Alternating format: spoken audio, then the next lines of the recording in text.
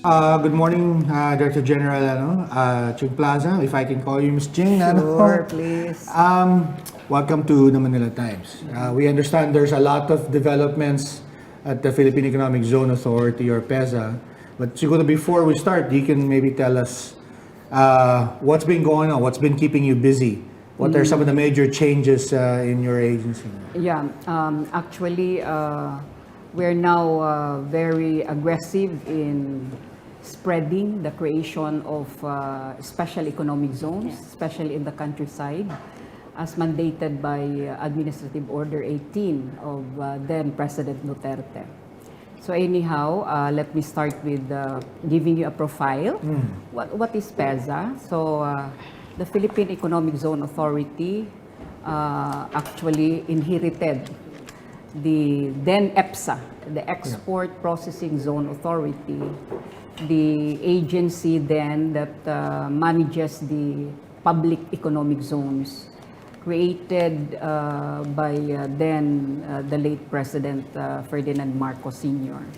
So historically they say that it was the Philippines, no? The Philippines started the economic zone program, and then we were closely followed by Taiwan, and later on China and the other parts of the world, especially in Asia. Most countries in Asia now are putting up economic zones. So we are now competing globally. So in terms of the type of economic zones, the ambience, the environment that we provide the investors, and most especially we are competing in terms of incentives and even subsidies to attract big ticket industries. We also call them strategic industries who will bring huge capital investment, who will also bring in new technology. And with that technology and big capital investments, this creates multiplier effects, of course, because industries requires thousands of jobs and even livelihood. No? Livelihood from those who will become the suppliers of the export companies.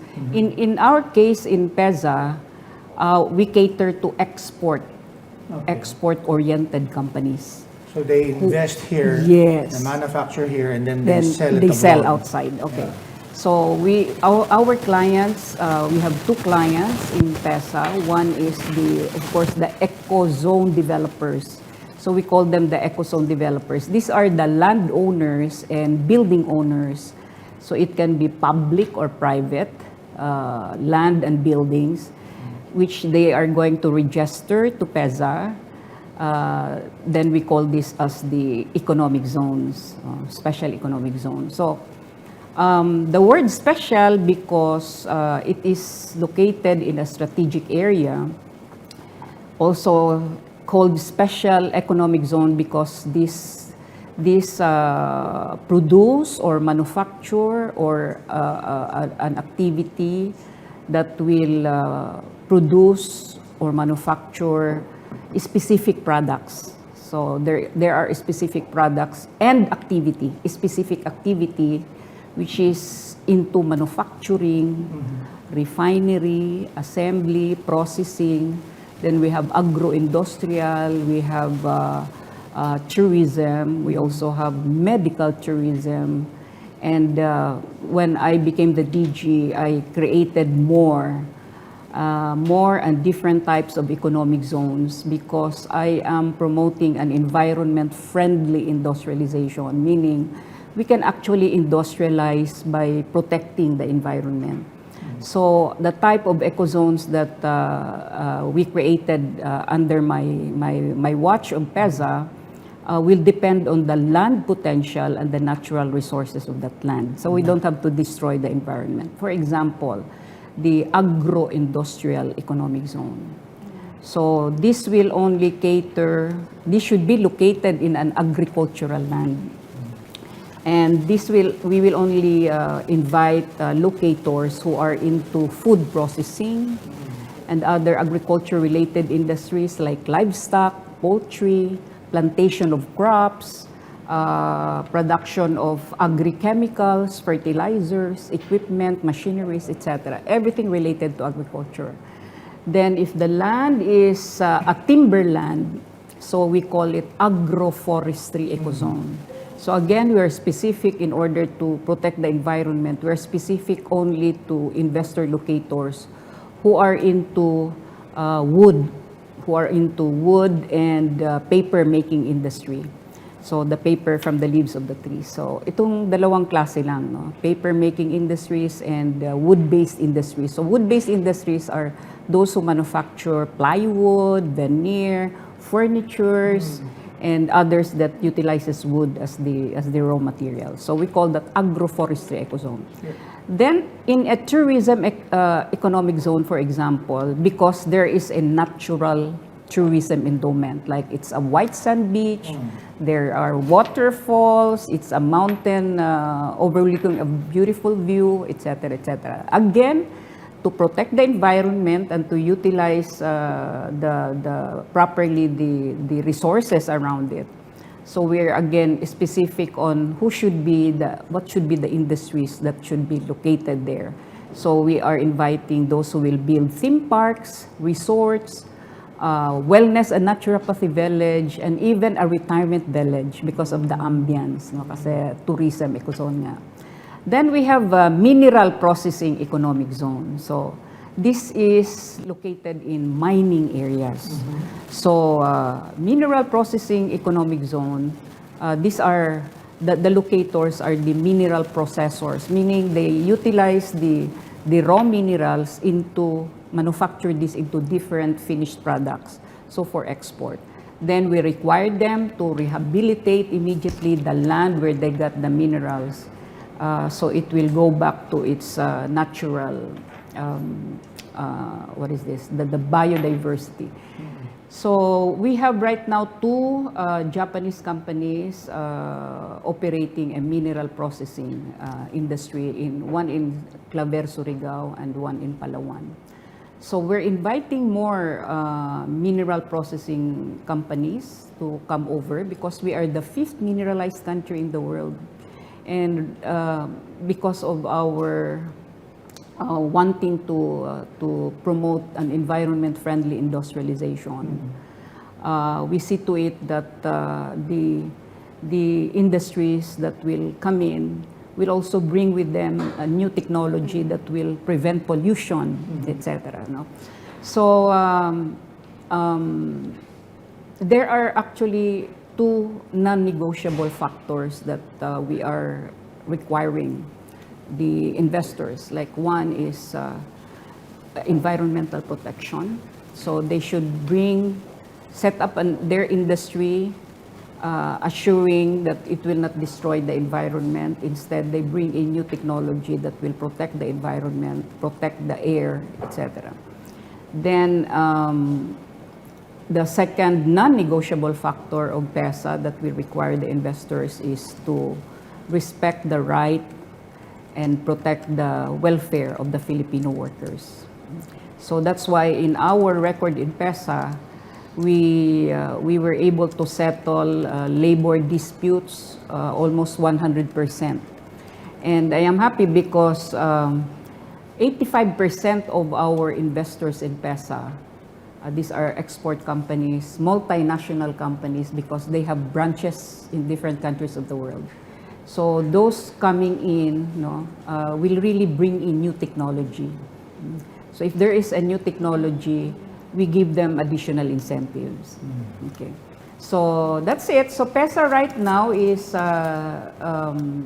coming up with different types of economic zone. The latest, for example, is we are now identifying potential halal hubs and production zones so that we can attract the Muslim investors. Okay, and then we also invite defense industries because the Armed Forces of the Philippines is one institution who is managing military reservation areas, and these are millions of hectares.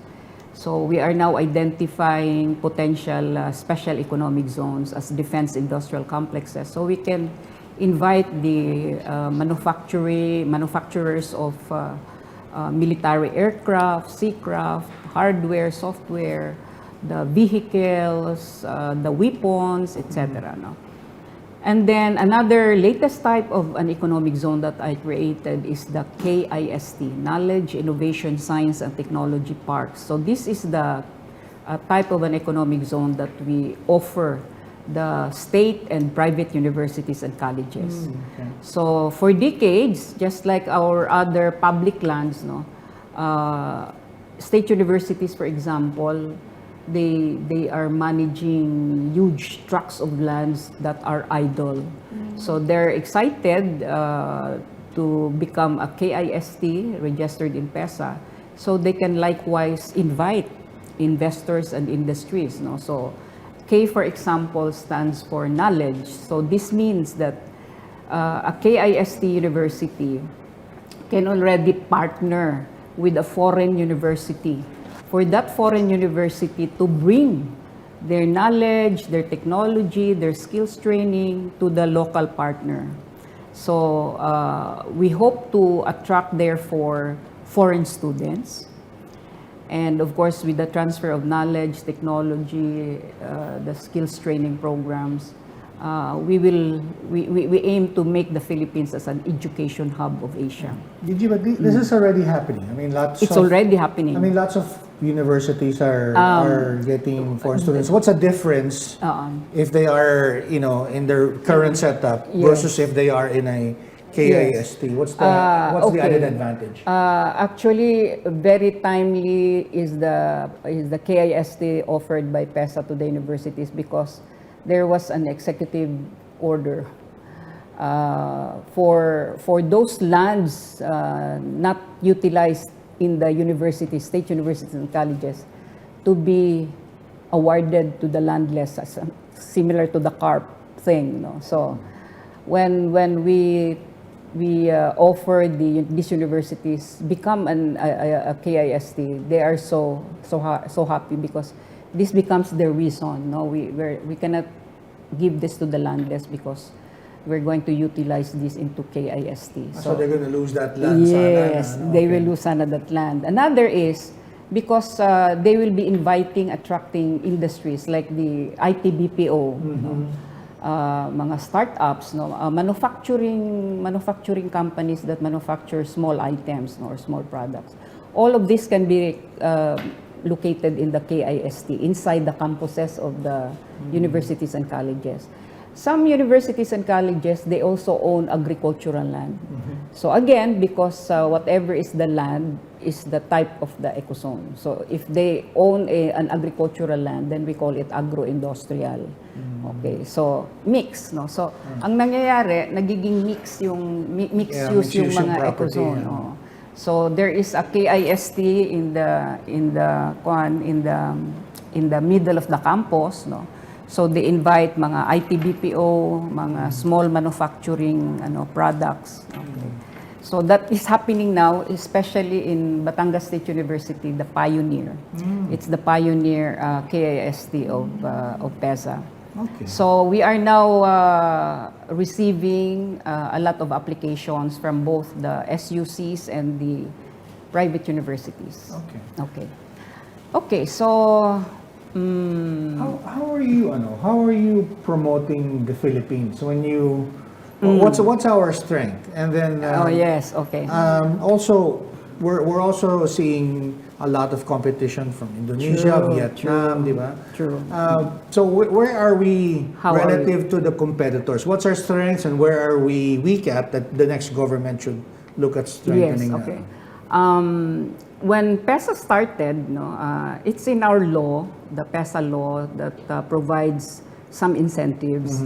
Other incentives are provided in the Omnibus Investment Code and many other laws. No? So we put together all this. So we came up with a package of incentives. So let me be sure of the... Okay, so the package of incentives, we see to it that these are competitive with the other countries, no? So similar, no? So like for example, okay, so this is the incentive. So like for example, the first incentives is the income tax holiday. Okay. So meaning zero tax, both national and local. And then income tax holiday will depend on the location. This is per the create law now, no? Okay. Oh, So kasi this before, is this is the consistent with the updated. create. Oo. Yeah. Okay. Because before, we had our own set of incentives, which Right. is now integrated so that all the investment promotion agencies will also adapt, no? So we have now similar incentives actually. So income tax holiday, if the company or the locator is located in the NCR, no. By the way, we also have the SIPP, the Strategic Investment Priority Plan. Okay, so then we call it Tier 1, Tier 2, Tier 3. No, so Tier 1, for example, how many employees, workers, etc. No, so it will be based on the capital, the employment that they will be creating, and then the location. So if they are located in NCR, if they belong to the SIPP Tier 1, so they'll have an income tax holiday of 4 years. If they belong to Tier 2, that's 9 years. Tier 3 is 6 years. No? And then, so there are three locations. No? The next location is metropolitan areas or areas contiguous and adjacent to NCR. So they have also 5 years, 6 years, okay. And then all other areas in the countryside. So there is this chart of the different income tax holiday. So after the income tax holiday, when they start paying their tax, PEZA before, in our law, we have 5% GIE, gross income earning. So after the income tax holiday, special tax rate of 5% gross income earning. But in this gross income earning, actually, we allow the deduction of major expenses like the salaries, the utilities, etc. So it's a net gross. Net gross income of every locator and every ecozone developer. So of the 5%, 3% they will pay to the BIR as the share of the national government. 2% is the share of the local government where the ecozone is located. So they pay it direct to the municipal or city treasurer. So then after the 5% GIE, by the way, no, there was a misimpression before.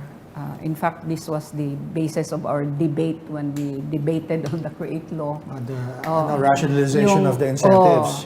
Because their impression is we are giving incentive to the company. No, it's not the company. So sabi nga nila, PEZA has been spoiling the investors who are already here for 40 years, like Texas Instrument in Baguio. No?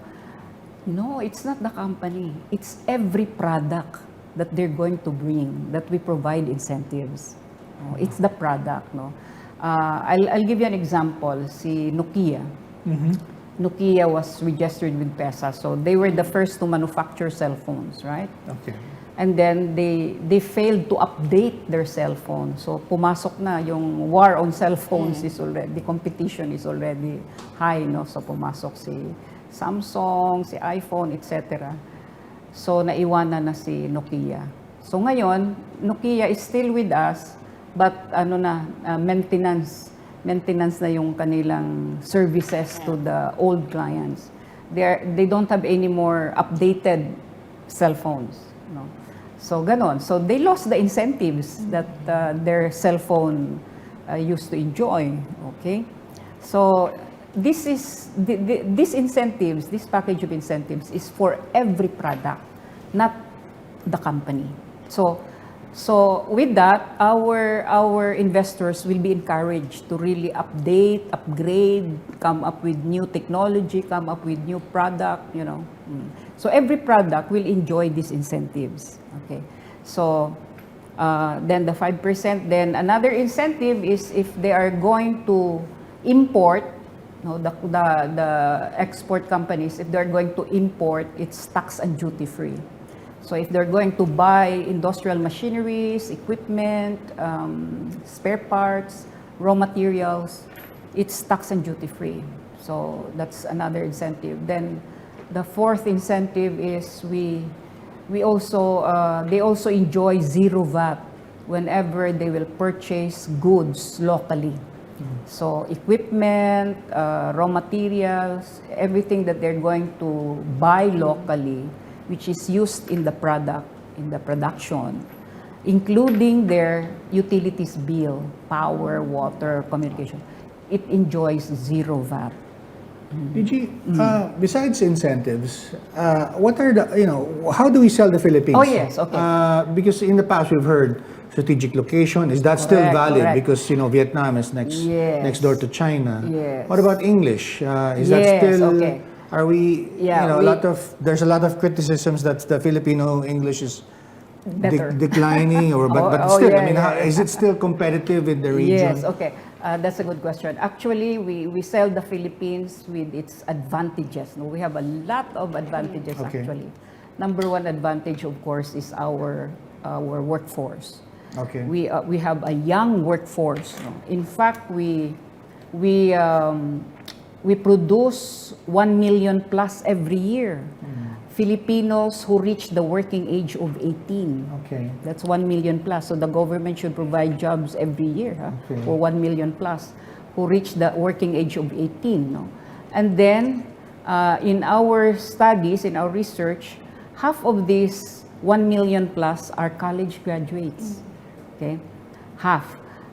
But only 20 to 30% are employable. Okay. Why? Because of the mismatch of the courses offered by our schools versus the manpower needs or skill needs of the industries. How many are? 20 to 30% are employable because Only na? only from the 1 million plus, no. Okay. Okay, so that's the challenge of the government, no. That's the challenge of the higher education. Okay. How to match the courses, Yeah, the with the programs. industry, Yes, okay, requirements, really needed by the industry. So right now, our registered companies has to spend for education and training. Like they contract schools to open up these courses, these skills, no, and they even spend they send their workers, Filipino workers, abroad to learn how to manufacture this and that. Okay. What are the more common things that Usually sa manufacturing. Okay. Oo, kasi the products are specialized. So they either bring the trainer here or they send the Filipino workers abroad to be taught of the how to manufacture their products. Okay. In the IT BPO sector, they invest in, of course, training, Language. English, and etc. So they also have to spend for that. No? So yun. Then where are we? Then another advantage, of course, first is the Filipino Labor workers, force, yeah. and our character traits, by the way, is very attractive. No, like other than we can speak English, like we are now the #1 call center of the world. Because it is easier to teach the Filipinos because we can already speak English. No? So just the We pronunciation already or what. surpassed India, ma'am. India is in the call center or the voice. It's Philippines first and then India second. Okay. In the BPO, which are Non-voice. technical, non-voice, India is first, Philippines is second. Okay. Then the other character traits is they describe the Filipinos as friendly, hospitable, so they feel at home immediately and very helpful. Like, please describe, what do you mean by very helpful Filipino workers? In other countries, when they set up their business, immediately the workers will say, what are we going to do? But the Filipino workers will tell them, how can we help? So very helpful daw ang mga Filipinos, no? And even if they are given responsibilities or work that they cannot finish, they even bring it at home no? So, the Filipinos, if really given the opportunities for jobs, they will really excel. They will really excel. So, that's it, no? Then the character traits, and then a third advantage is our location. Because we are at the center of Asia and the Pacific. No? We are near China, we are near Russia, we are near the Middle East. Okay? And then another advantage is our weather. We only have two types of weather, sunny, rainy, so we can actually plant the whole year round. Unlike other countries, they have winter, so 5 to 6 months, there's no economic activity. That's why they have to import because they cannot plant. No? So we have two types of weather, so actually we can plant the whole year round. And another attached advantage to that, no, to the weather, we have a very fertile soil. No? We can actually plant different types of crops, no? Okay. Diba? Magtapon lang tayo ng seed without taking care of it, it will grow. No, that's how fertile is our soil.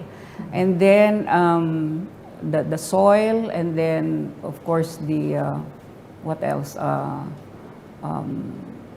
Basically that's it, no? So the location, the weather, the young workforce, dynamic Filipino workforce, easily trained or trainable, and then they don't have to translate manuals because we can read, we can speak English. Okay, so these are our advantages. So those are the advantages. What are some of the challenges? I'm sorry. Go ahead. I forgot one advantage. The Philippines is the only country in the ASEAN who is granted the GSP Plus, which is General Systems of Preference, which means those products manufactured or coming from the Philippines that are destined to the European countries and to the USA enjoys zero tariff. This could have been utilized by the government because this GSP Plus benefit is actually given only to the Philippines, no? So Only the Philippines? Only the Philippines. Kahit Singapore, wala na? Wala. Sa atin lang, no? So, we could have taken advantage of that. So, ito ngayon, yung nakikita ko kasi, while PEZA is export-driven, no?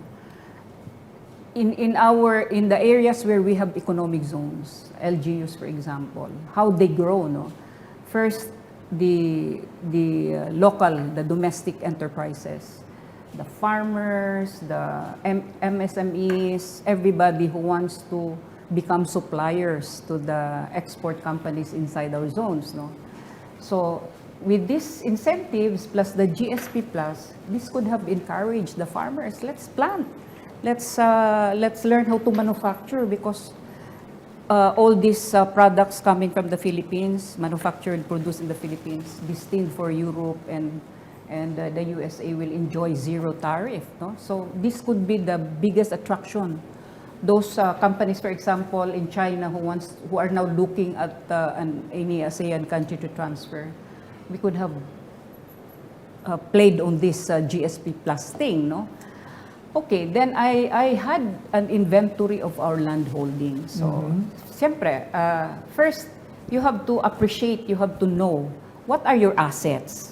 What are your assets? So, the Philippines is one of those gifted with both rich human and natural resources. Okay. Dito tayo sa land and natural resources. So, I had an inventory. Like we have 30 million hectares of land holdings, entire country, 30 million hectares. 15 million hectares are timberland, which are now all idle. Idle because we stopped the wood industry, and very unfortunate because we are importing wood. Now, when we have 15 million timberland idle, okay, then we import wood, di ba? Very unfortunate. Then, we have 12 million hectares of agricultural land. Why are we importing rice, sugar, coffee, lahat, vegetables, no? making idle these 12 million hectares, di ba? So, that's why we are now focusing on agro-industrial economic zone. So we have to maximize production. This is the best way to attack or to address inflation, recession. No?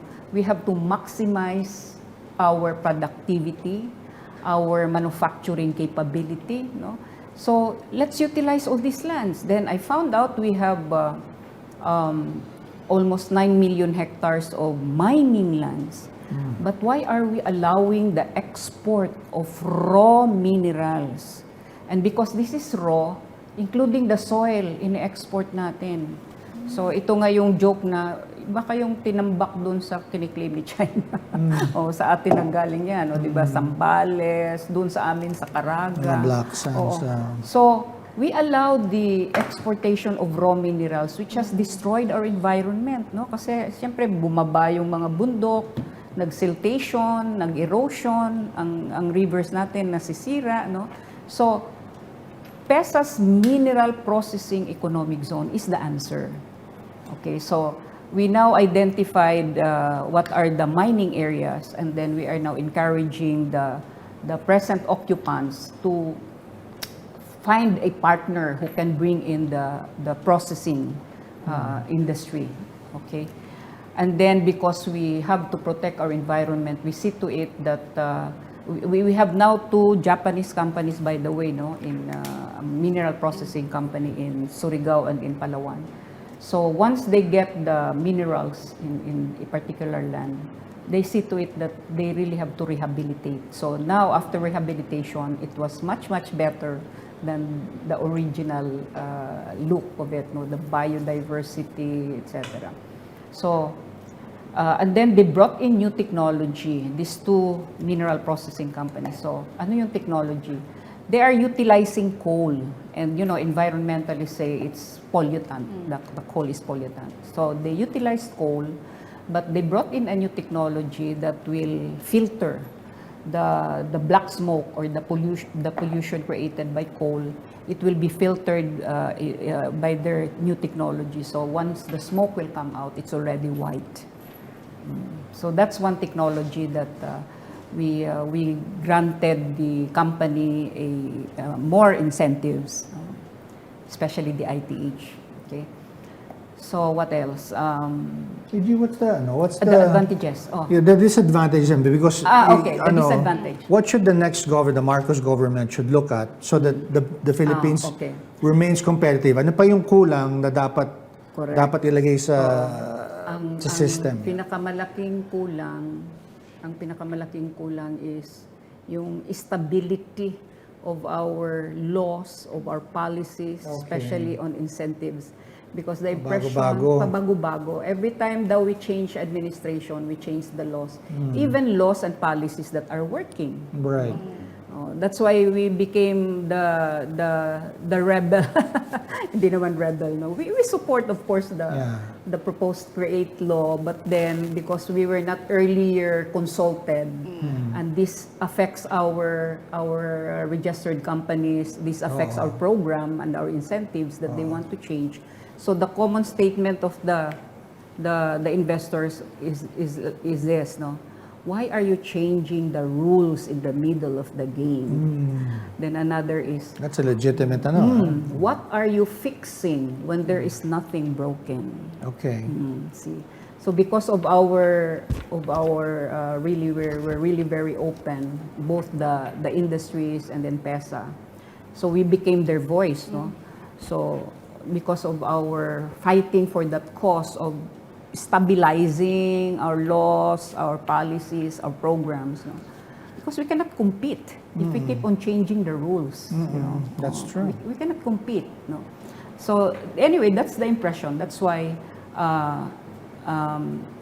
other efficiency factors, by the way, Klings, no.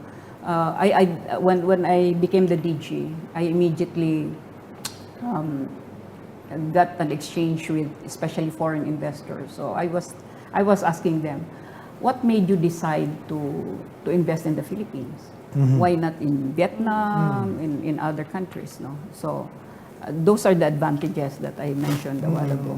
And then another is because PEZA is a one-stop shop.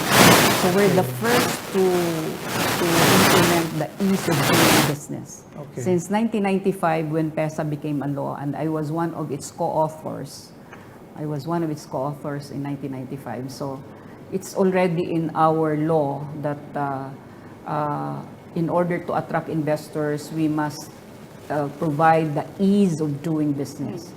And now, that's why in the ease of doing business, we made PEZA as a one-stop shop. A one-stop shop and a non-stop shop. One-stop shop because all the permits, PEZA ang nag-issue. They don't have to go to the LGU or other agencies. So si LGU will just wait for their share from the 5% GIE, no?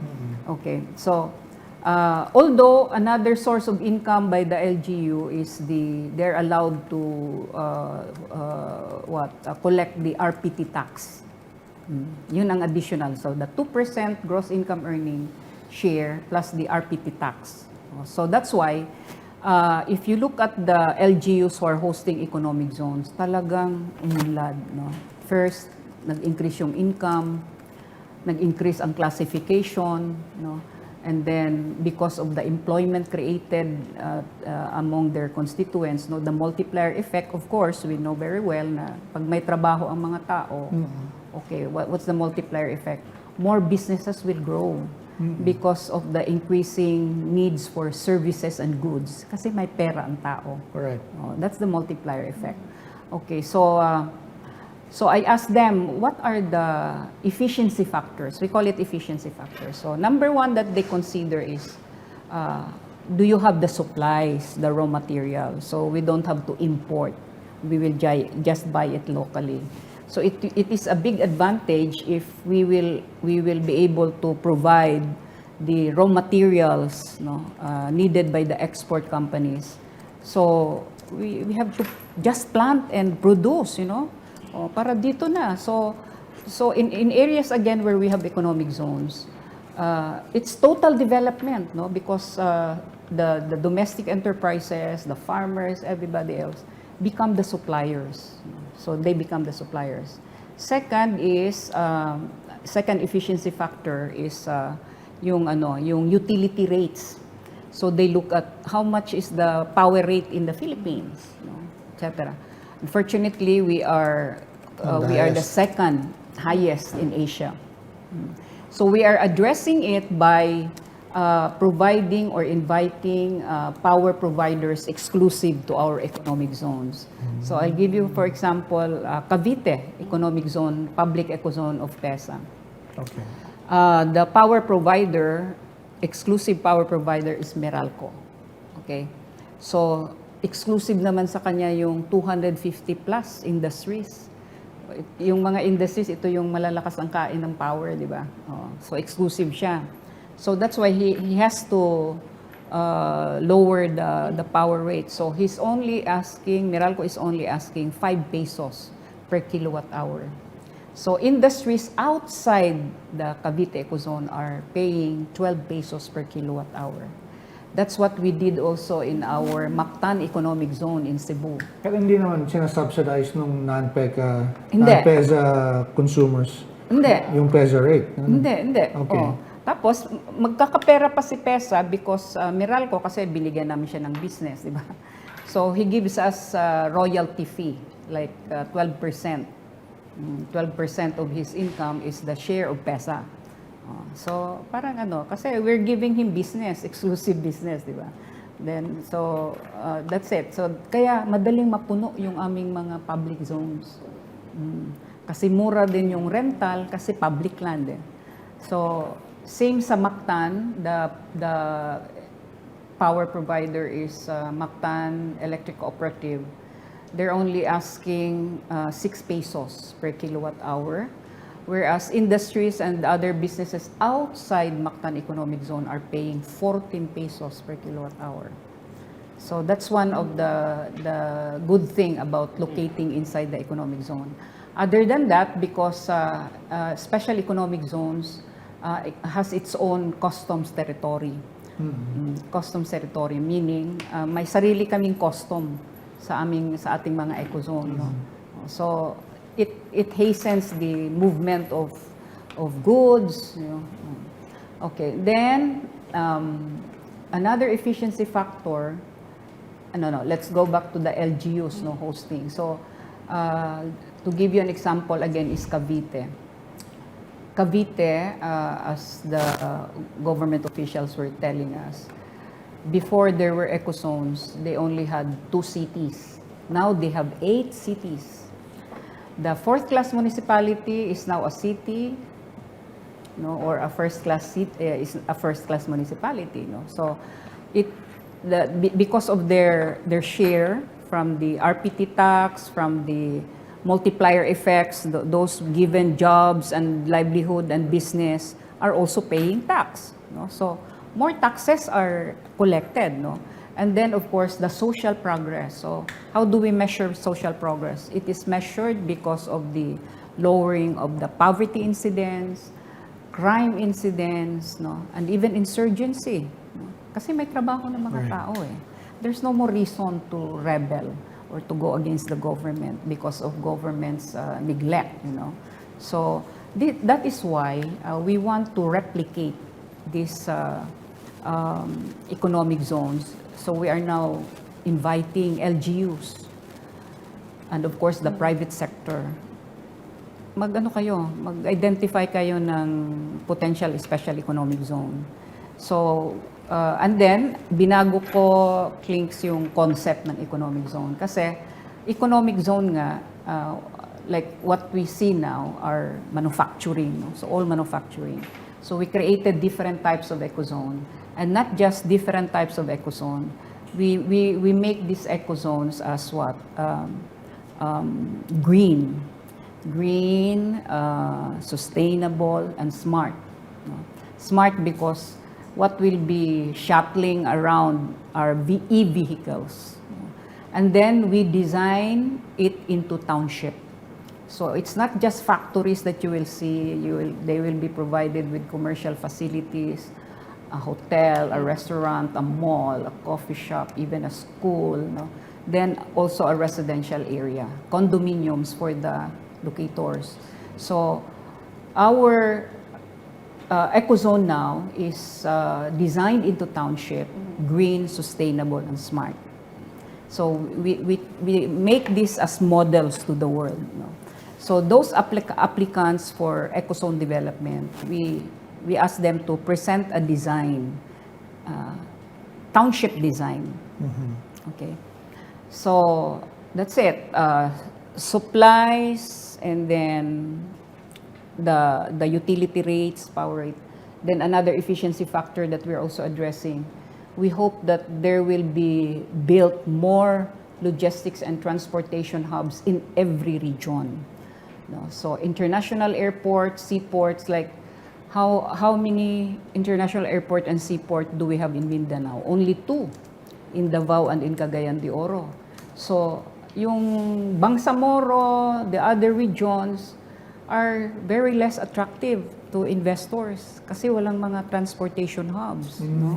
It will cost more, Clinks, if halimbawa doon sa Bangsamoro, no? Dadalhin pa ng investor yung kanilang cargos to Davao, di ba? Or to Cebu or to Manila, no? And then in the Visayas, we only have 2 also, no? Si Iloilo and Cebu. So all other regions like where Samar, Leyte, no, remain to be very less attractive to investors. No? Dito sa Manila naman, we only have 3 seaports. This is Manila Port, Batangas, and in Subic. No? And then airports, 2 pa lang ngayon, no? Si Clark at saka si Naiya, no? Manila Airport. No? So parang kulang pa rin. So very ideal. That's why we are now working with the other departments to build these efficiency factors. No? Okay. So we need more logistics and transportation hubs. Ideally, it should be in every region. we have to build more public works and IT infrastructure, no? Especially now that we are aiming to become a digitalized economy, no? And then we have experienced during this pandemic that we are emphasizing on work from home. Unfortunately, not all homes are conducive to work because mahina ang Wi-Fi, no? So we allowed our IT BPO companies to use other buildings, even those not registered with PEZA. So we call it as pop-up As long as centers. they're working for for the PEZA registered firm. Yes. As long as Pero manufacturing, you can't do that, no? Oh, they cannot. Because you can't work. So, you can't manufacture from home. So ito yung mga efficiency factor. Supply chain, so that our domestic enterprises, the farmers and everybody else will supply our export companies instead of importing. Then the logistics and transportation hubs should be in every region.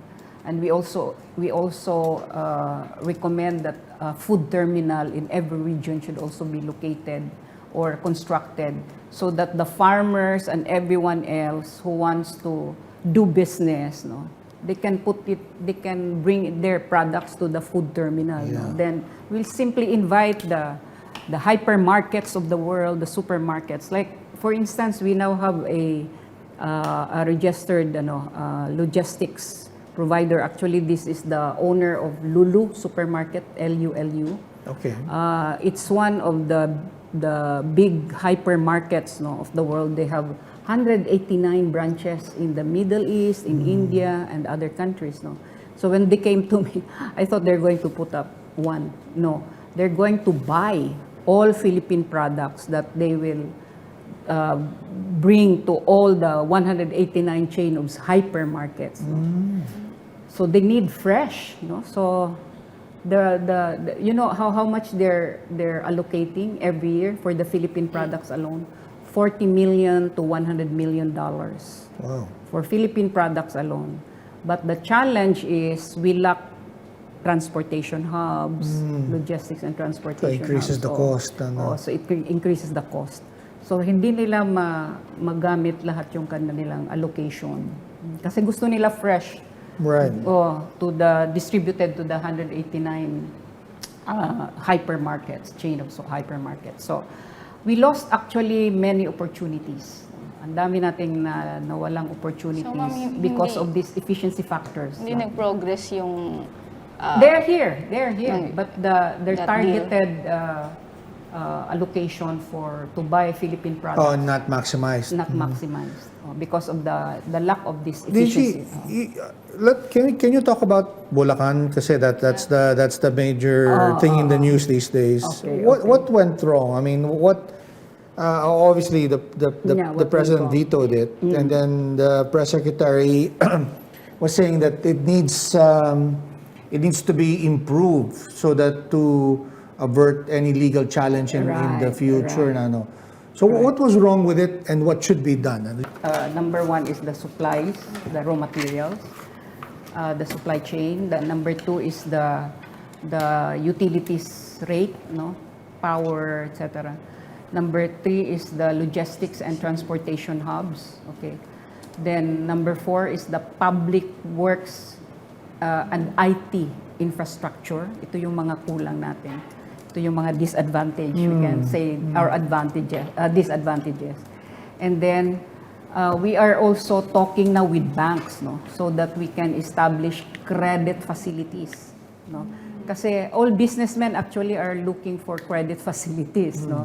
Whether you are the ecozone developer, you are the industry locator, whether you are the supplier, no. So what else are doing business, no? Yung mga trackers, brokers, security agencies, no, suppliers. That's why PEZA also has to address the credit facilities, no? So we're now talking with foreign banks and of course local banks that they will open. So we now have credit facilities available sa PNB, sa Land Bank, sa DBP, no? And then we succeeded in bringing in four Japanese banks, No? So these four Japanese banks are here providing credit facilities to the investors and even the local, the Filipinos doing business in our ecozone. So pinasukan din namin yan, talking with banks just to establish credit facilities. No? So mas lalong ma-attract yung mga investors. Okay? What else? Of course, ang isang efficiency factors, yun nga, yung the incentives, it must be stable, it must be globally competitive. So we always compare our incentives and even subsidies, no? Because one challenge on how we are going to stabilize the laws, the policies, no? Ano kasi ang challenge dyan, Clicks, is the different mindsets. Like, if you talk to the finance people, they're only after taxes. Okay? If you look, kami, PEZA naman, because we're a self-reliant, self-sustaining, and a resource-generating agency, meaning self-reliant, we don't get any subsidy from government. So we have to make our money, our income, no? Okay, so you're like a GOCC. yeah, we are like a GOCC. So our bread and butter salaries, we get it from our sources of income, which is what? From the public ecozone, the rental of the companies in our public ecozones, and then in the private ecozones, which are bigger or more, their registration fee, their transactional fee, like import-export permit, building permit, no? Because PEZA is a one-stop shop. So kami ang nag-issue ng building and occupancy permit, import and export permit. So si LGU talaga maghihintay lang sa share niya. No? Although makakuha siya ng RPT tax nga, yun lang. Okay? So all other services is one-stop shop. That's what they like in PEZA. Okay, and then that's it, no? Mga efficiency factors. Of course, good government. They are, especially we are catering to 85% of our RBEs are foreign investors. They are very delicate when it comes to corruption. I mean, they're very conscious, no? They're very careful. They're very careful, no? So, kaya maganda yung dito sila, they prefer to register with PEZA because the LGUs, anong tawag yan? They're free from transacting with different agencies, no? LGUs and other national agencies. So they only transact with BIR, the Bureau of Customs, and the LGU, Treasurer. Yun lang, halos tatlo lang. And then of course, PEZA. Then PEZA facilitates everything, okay, as a one-stop shop. So, foremost of the disadvantage, if you may call it the disadvantage, hindi harmonized. We are not in harmony in our, because we have different mindsets, no? Like, if you go to Congress, again, different mindsets, no? Kaya, ang tagal na tayo makapasa ng batas, and there will be, reactions. So, my offered solution here is the government should adopt the special economic zone as the economic umbrella program. The economic umbrella program. Because we have proven that wherever there are economic zones, this becomes the economic driver that grows the LGUs, that grows the people because of the jobs and the livelihood. So we attain not only the development of our lands, we attain also total development because of the multiplier effect that these investors are bringing to the country. Okay, so that's why we want this replicated. So if the government will adopt the special economic zone program as the economic umbrella program, so what do I see in the future? All agencies will give priority in their projects and programs where the economic zones are located. For example, this is an economic zone.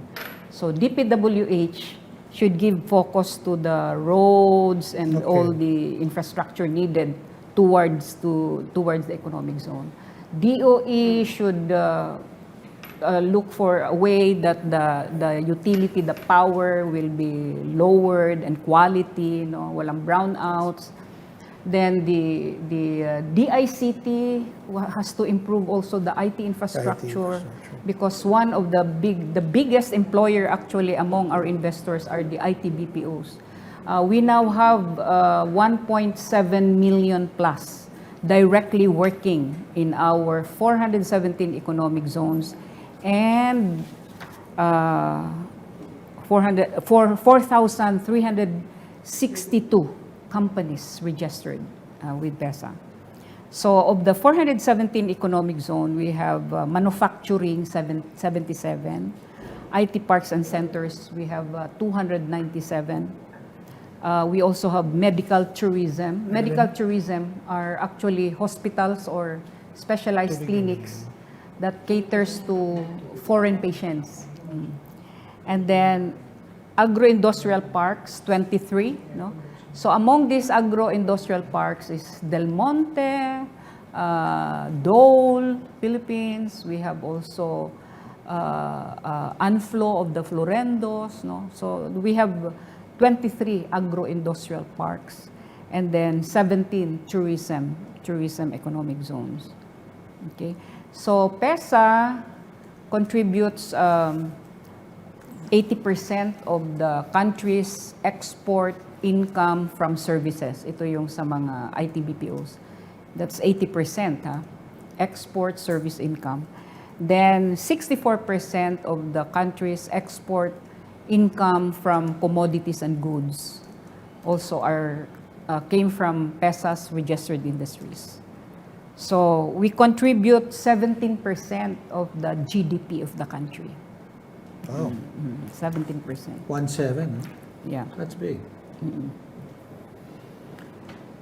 So as of today, the total investments in PEZA, umabot na tayo ng 4.036 trillion pesos.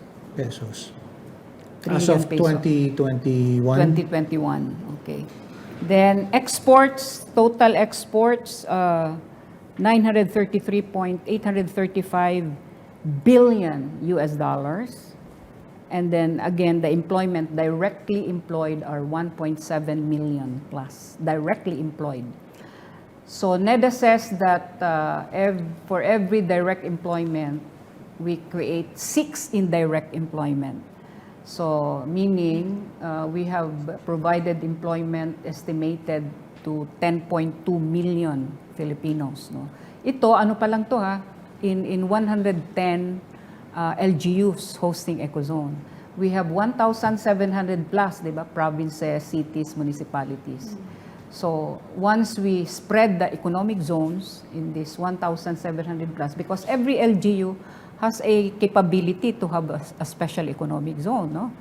Kasi may tourism sila, may agricultural sila, may timberland sila, may fishing ground sila, no? Isa pa 'yon, no? Why are we importing fish, pati galunggong ini-import na natin when we are an archipelago? We're surrounded by bodies of water, we have a lot of fishing grounds, no? So gumawa kami ng aquamarine ecozone. So ngayon, talking of the areas of our proposed ecozones, recently we had an MOU with DNR, the previous secretary, the OIC. Sample na. Okay. Oo, what's his name? Si Mato? No, Sampol na. Sampol na? Yung nag-OIC before this new one. Okay. So, okay. I explained to them, it's high time for DNR to put an economic use of the lands that you are managing. They are managing, DNR is managing the biggest hectares of lands. So they manage the timberland, they manage the mining lands, they manage the agricultural land. It's not DA. DA only cannot answer our food shortage, no? Because DA can only provide technical support. No. Wala silang lupa. If ever may lupa sila, yung mga demonstration farms lang, di ba? It's DNR who is managing this timberland, agricultural land, mining land, no? So, yun nga, I talked with the previous DNR OIC, Sampol na. And they were convinced, including the USEC, no, the in charge of the timberland, the forestry, and the mining land. So, I offered this proposal to them. Okay, let's put an economic use of the lands that you are managing, you are watching. Okay. So, timberland, for example, this is 15 million hectares. So, ngayon, idle. Sabi ko, let's restore back the wood industry. So, we will stop importing wood, no? Then put to use this timberland. So, like my region, Caraga region, we have the biggest timberland and the biggest mining land. So, ang daming mga walang trabaho because when these two big industries nag-down, no? So thousands of our people in the Caraga region lost their jobs. Okay, so again, going back to our agreement with the DNR, so we had an MOU signed. It was witnessed by Senator Amy because she's the Committee on Economic Affairs. So our MOU says that those potential economic zones from among the land holdings managed by the DNR will be turned over to PEZA. So sabi ko, hindi, ganito. Yung wherever the processing area will be, meaning where the machines, the equipment will be placed, no, for the processing area, yun ang gagawin nating economic zone. So the plantation area where you plant the trees, etc., where you get the minerals, those are the plantation areas. It will still remain with the DNR. But in order to encourage the investor in the economic zone, we also will grant the investor the FMA, or the, how do you call it? The FMA is for the forest. Siya yung magdo the plantation of trees, no. And then the MPSA for mining. Na sa kanya din i-award 'yan. Para meron siyang source of raw materials. Okay, so DNR will continue to watch the plantation areas, which is bigger, thousands of hectares yan. Yung hihingin lang ni PEZA for the economic zone, for the processing area, will be 600 to 1,000 hectares, where the machineries will be placed. So yun ang aming agreement. And then they are now giving me a list of vacant, unutilized timberland, agricultural land, mining land, no, by region. So I said, I want by region so that we can really spread the creation of special economic zones. Okay. Then, once we identify those lands in every region, we will come up with another MOA. So this time it will be MOA. MOA specifying the lands that will be used as economic zone and as plantation. Okay. So that's it. And then we had it approved by the regional development councils. So there is a participation still by the LGUs of every region. So looking forward, if we're going to be successful in putting an economic use and activity to these land holdings managed by DNR, we will surely develop. We will be able to utilize properly all the lands that we have. Then, of course, attract more investors, because in one of the incentives is the president can even grant a subsidy, grant subsidy to big ticket industries, strategic industries, who will bring huge capital, who will be located in the countryside, who will bring new technology. So other than these incentives, the president can add subsidies. Okay. So again, my direction is hope that the new government, the new administration, will adopt the economic zone program as the economic umbrella. The economic umbrella, because we have already proofs, no, and models to show that wherever there are economic zones, it's not just social progress but total development. No? So if this will be replicated nationwide, no, we will be able to empower, enrich not just the LGUs but also the people. No? That's why even the IPs, the indigenous peoples, we have 7.5 million hectares of ancestral domain lands. And we heard many stories like they are exploited, no? Moneyed people will buy the rights over their land or give them capital to plant this and that, and then at the end, during the harvest, even the farmer himself, the IP himself, has no rights to eat. Kasi magkano lang, exploited, they're really exploited. In fact, when we also had an MOU with the NCIP, National Commission on Indigenous Peoples. So the chairman was telling me part of the Clark development are mostly ancestral domain lands.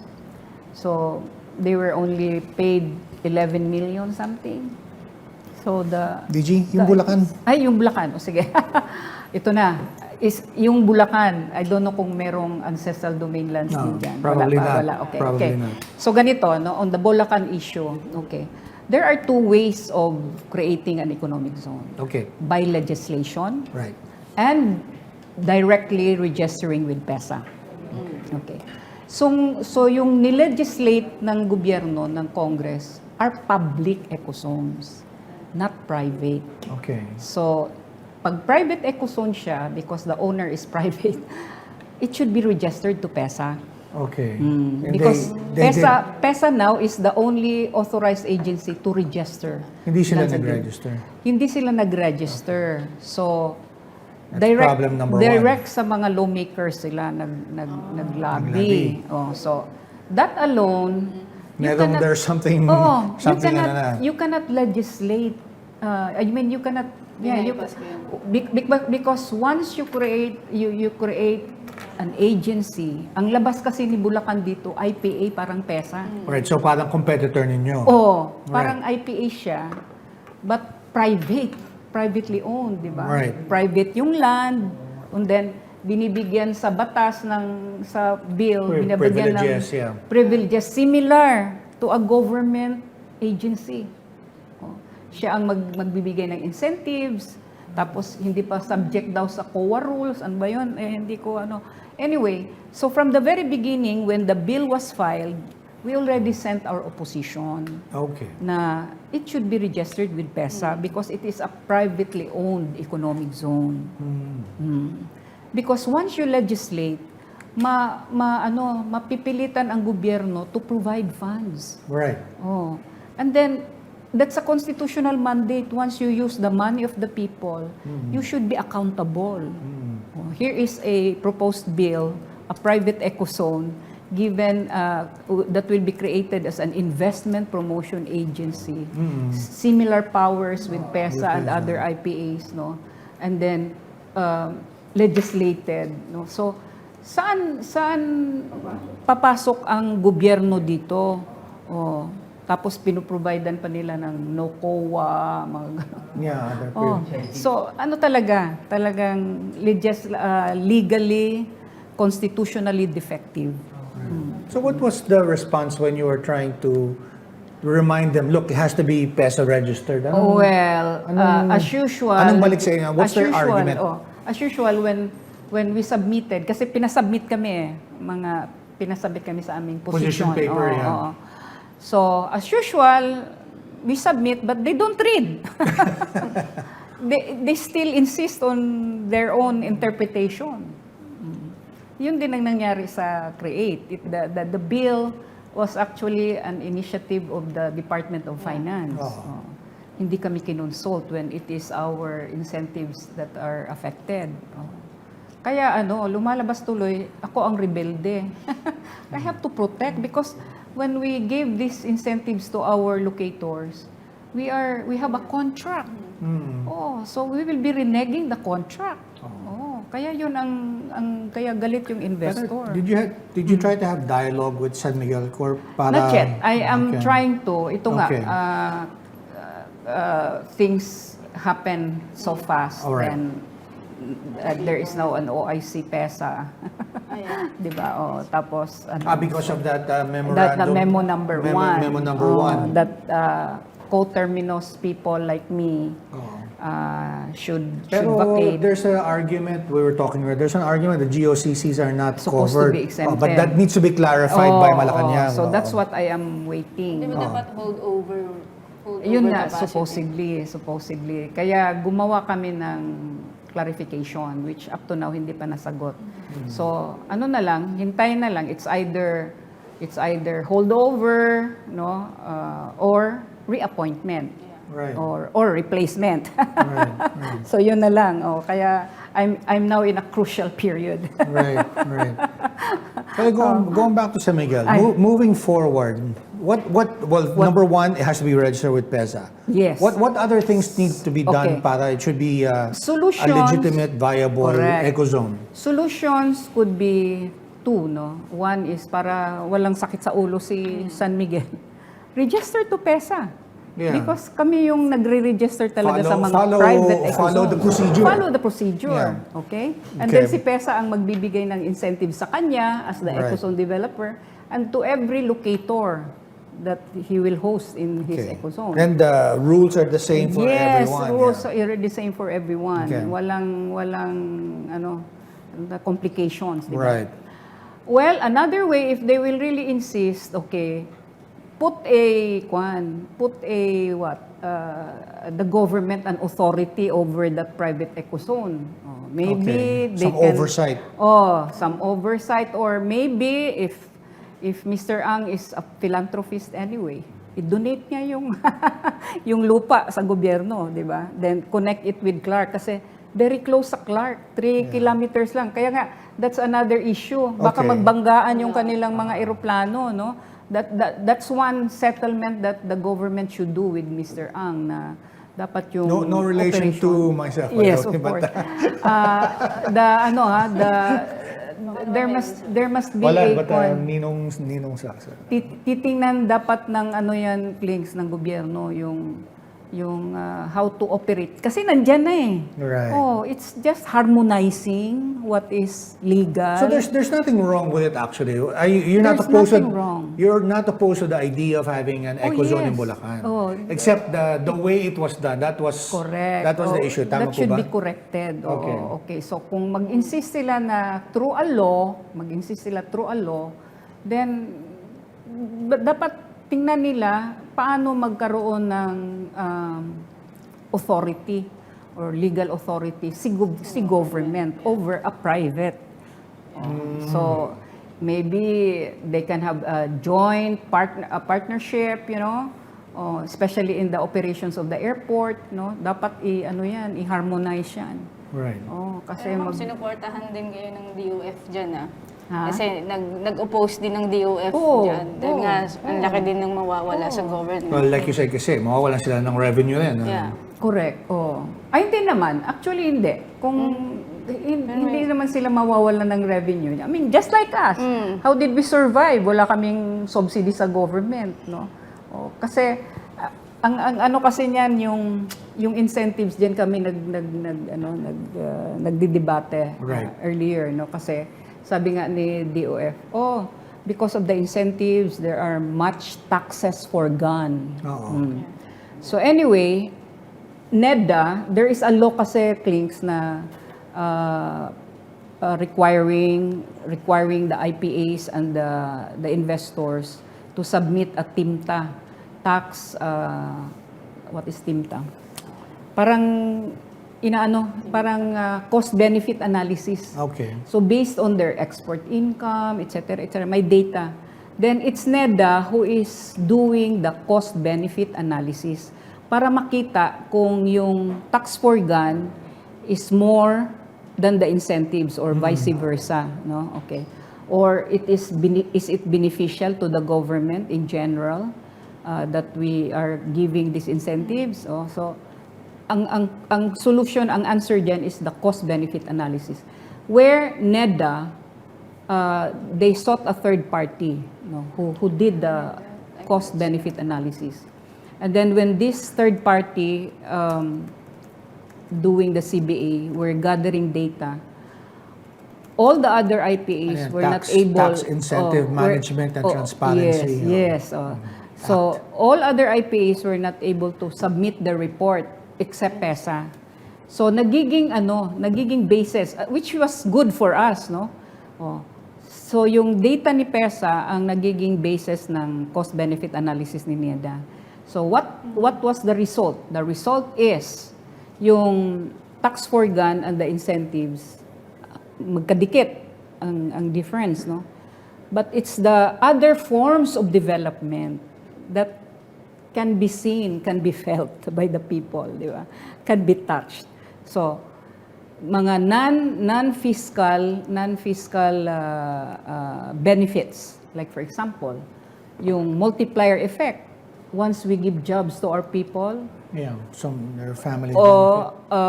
More businesses will grow because of the increase in demands for goods and services, no? So multiplier effect yun.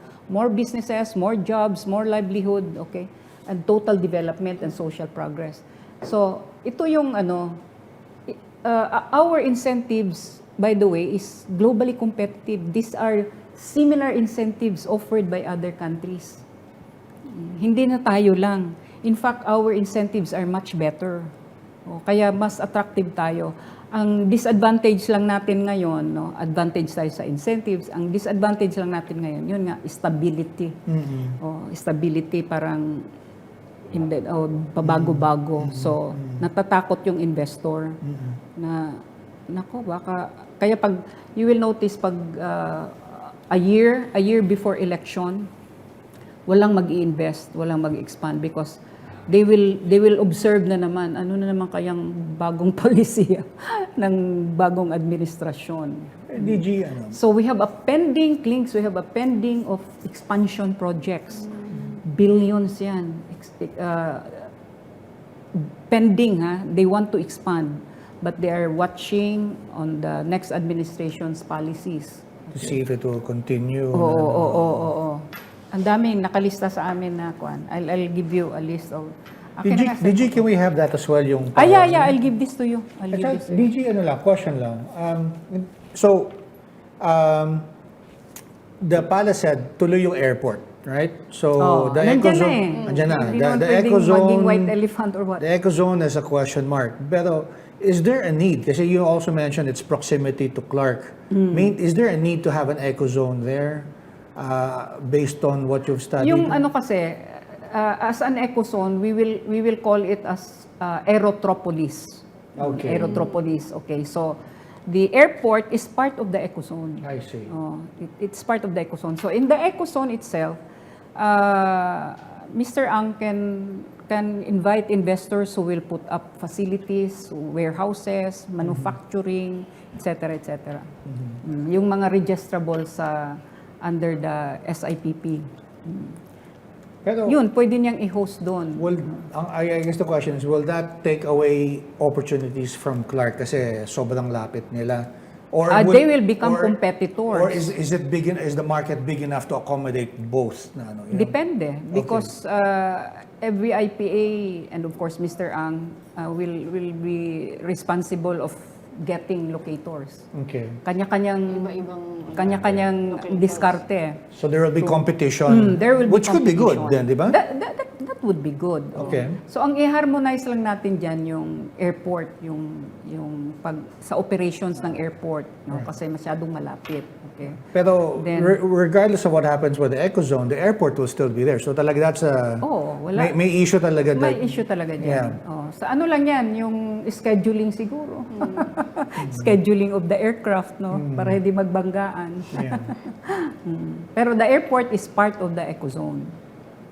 So ito na lang. So if kung ano lang, kung sana makabalik tayo agad para that's the first thing that I'm going to do. I will invite to a dialogue si Mr. Ang. To sort it out. To Sayang sort it naman out, kasi. and then ipaintindi ko sa kanya yung program ni PEZA.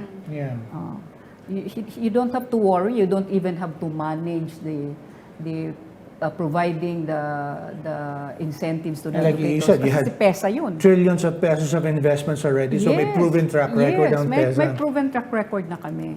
And then para ma-orderly ba? Yeah. We put everything in order. Right. Walang aberya. walang aberya, walang legal or constitutional questions. Diba? Right. Simple. Register it with PEZA. So maybe I don't mean to put words in your mouth. You're ready to sit down with San Miguel Yes. to move forward. Is that a correct yes. statement? I will let him understand the program of PEZA.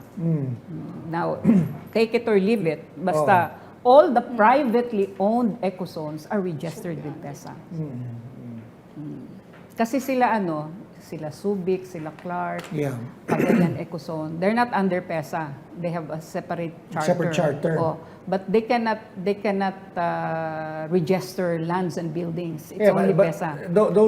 Investors lang. Those are also government, not Yes. like this one. Investors lang ang IPAs, kanilang yeah. investors lang ang kanilang iniimbita to become locators.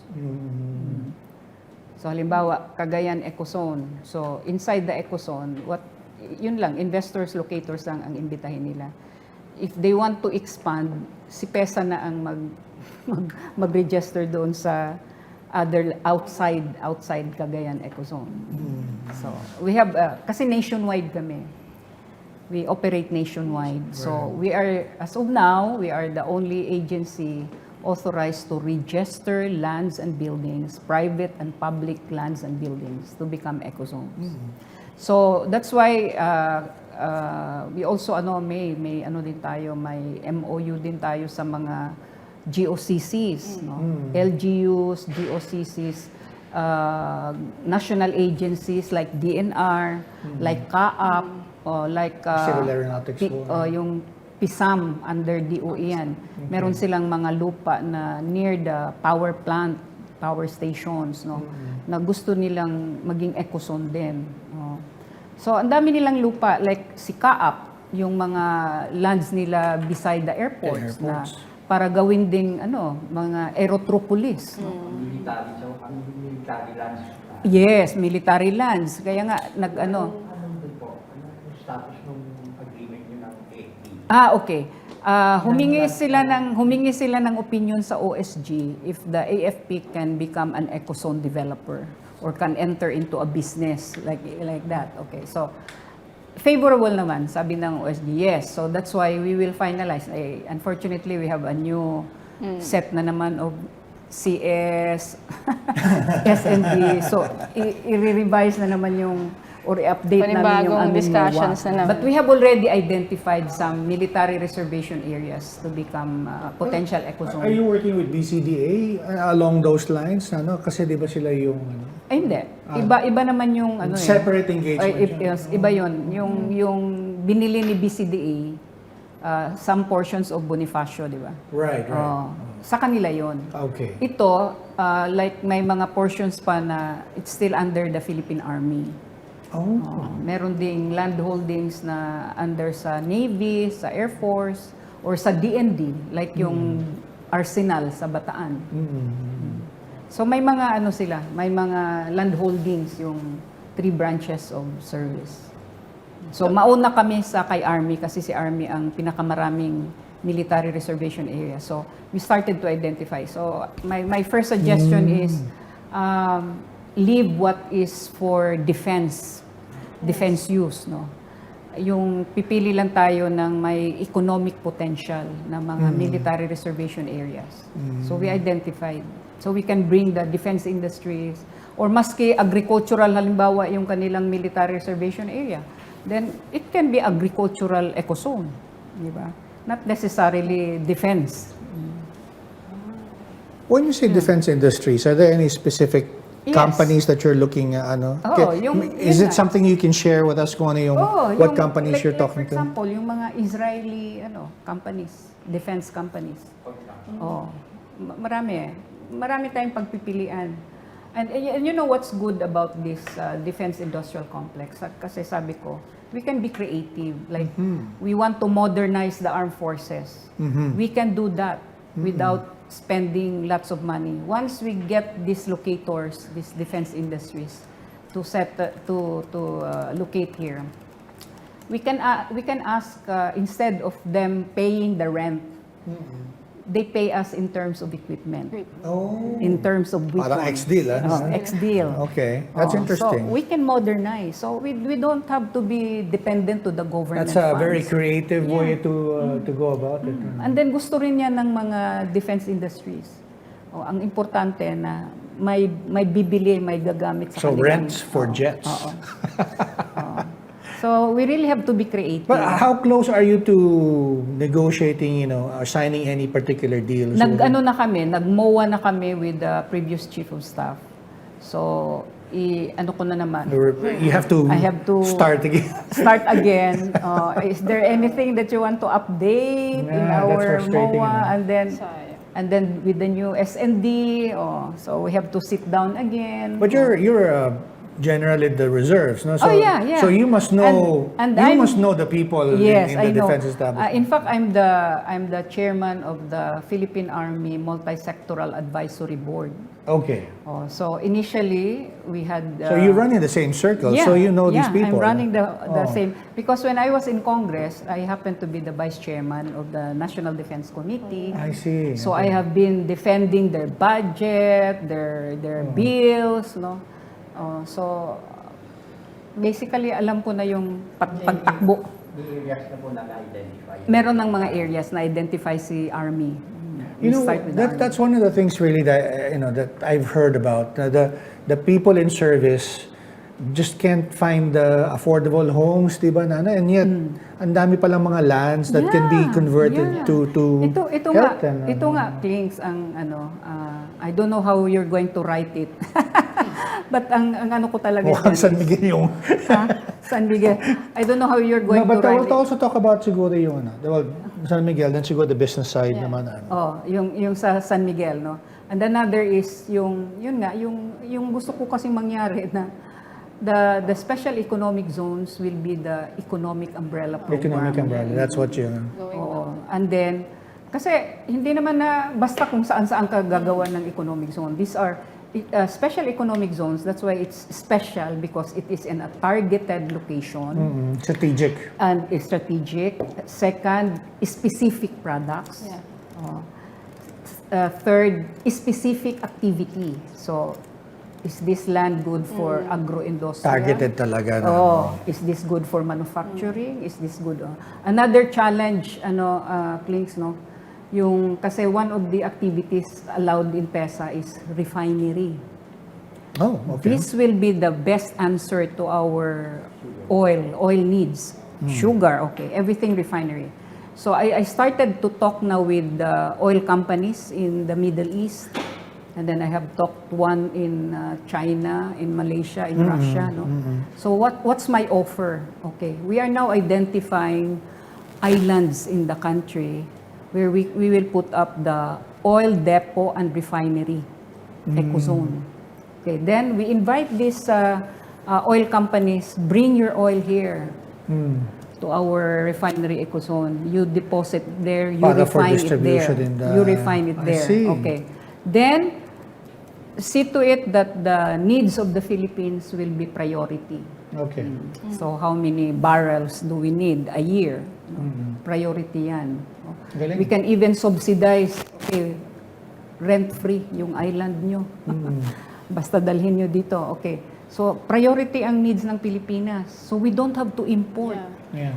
Lalo Second, we will be able to attract more investors because surely the cost will be Will lower. go down, yeah. Kasi nandito lang sa Yeah, atin. we don't have to import. And then, fourthly, if there's a war or Meron tayong reserves. pandemic, meron tayong reserves. They don't bring back the oil to their country. Nandyan na. Yeah. And because right now, they are exporting oil.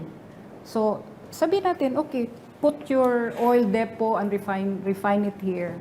Then your first buyer is the Philippines. Sige, wag kayong mag-rent dyan sa lupa. Okay. Para You guys lang have questions? Go. Going back dun, ma'am, dun sa program na EcoZone, ano ba to? As the Economic Umbrella Program. Ano pong plano nyo? How will you ganito propose yan. it to That's President? why the first step I am doing is conduct an inventory of our land holdings. Identify, assess our potentials. No? What are the potential economic zone? What are the potential industries that we can bring here? That we can create here. No? So ano mo na? Isuswot analysis mo yun. What are our strengths? So strengths is, ano yung mga resources natin? The land and the natural resources natin. Ano ang mga advantages ng Pilipinas? So ito yung i-market and promote mo. No? Like our workforce, o ito yung ano mo. So kumbaga, nagtatayo tayo ng bahay na different bahay-bahay, different types of ecozone, so that we can attract all types of industries.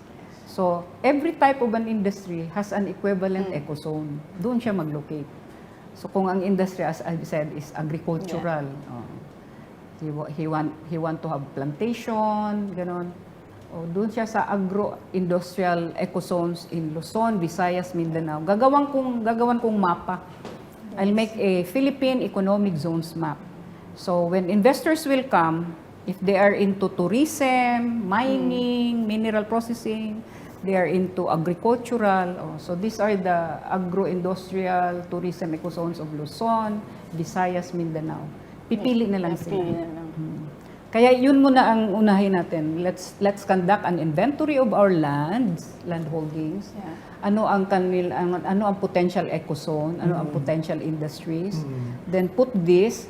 So if this will be the economic umbrella program of the government, meaning all agencies and departments will focus their projects towards these ecozones to make these ecozones attractive. Kasi isa nga yung tinitingnan ng mga investor.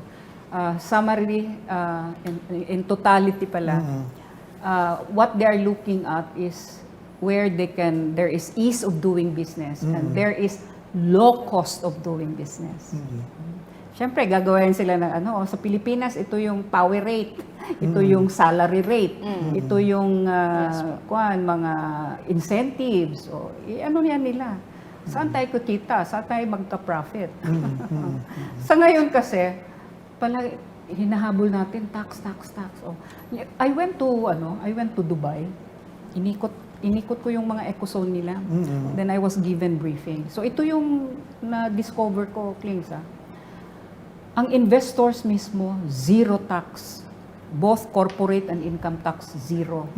So long they bring their business there. So they bring their big capital. They bring their technology. Okay. So with their big capital, they create jobs. They create industries. Many other types of industries. That's the So payoff. ito yung multiplier effect. Ito yung mga who are the ones paying taxes? Those with jobs, those with business, those with properties. So ito yung magki-create ng tax. Itong nabigyan ng trabaho, nabigyan ng negosyo, di ba? So itong may-ari ng big capital is free tax. But it's his big capital that will create multiplier effect of taxes and total development and social progress. Yeah. Di ba? Do you have questions, Frank? Balik po tayo sa military lands. Na-identify yung mga particular lands na owned by the military to be... Yes. Meron na kaming na-identify. One of these is yung sa Cagayan de Oro, Camp Evangelista. Then meron din sa Nueva Ecija. I'm not so accurate. I'll give you I'll give you a list, yung mga identified na ng Army. So ito yung mauna. And then part of Fort Bonifacio, meron pa silang 17 hectares. So we will probably make it as an IT park. So mga IT BPOs will be located. So going back to my new concept of ecozone, designed as township. No? Townships. So may commercial, residential, at saka industrial area. Kompleto naman. Where the locators, the investors, and the workers will work, live, learn, and play. So everything is walkable. Walkable siya, di ba? O tapos ang aming eco Environmentally friendly. Environment friendly. And then safe and secured. Kasi naka-fence yung ating eco Right, zone. secure. Naka-fence yan.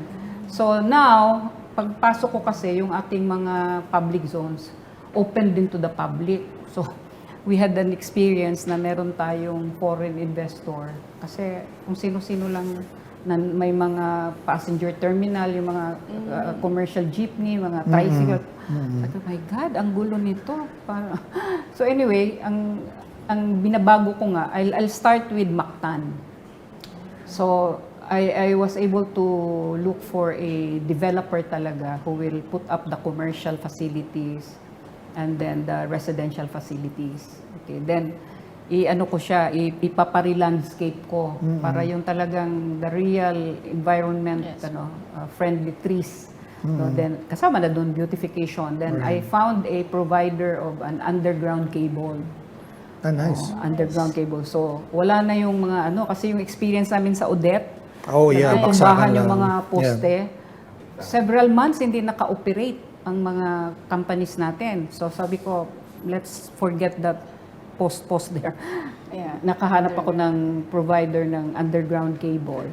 So ang mangyayari, he will give us royalty, no? Just like yung Meralco nag-provide ng power.